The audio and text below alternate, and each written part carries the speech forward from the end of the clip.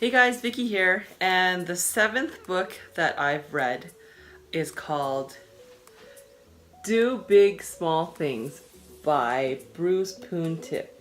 It's not so much a reading book, but more of a writing in book and a lot of arts and things like that. There's some little concepts here too. And the person who wrote this book is actually the founder of G Adventures, and he created a business in Canada, and I believe it is international now, on building his company based on culture, karma, and community. And I found it interesting just to even read this book. It was a nice gift from an old coworker, and it just reminded me of how important travel is. I've been lucky enough to travel to 5 continents in the world, over, I think 17 or 18 countries now.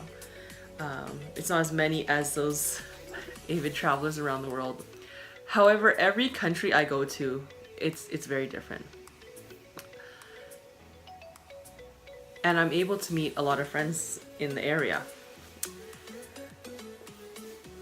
And I found that if I'm able to adapt myself to that culture, then my travels are so much easier.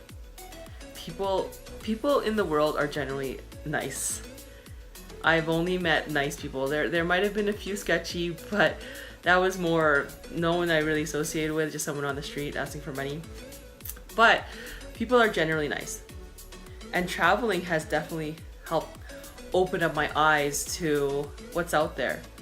It helped me be less judgmental and more open to what I'm able to receive in life.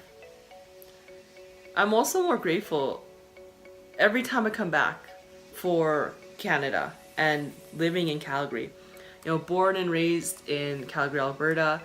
My parents were immigrants from Philippines.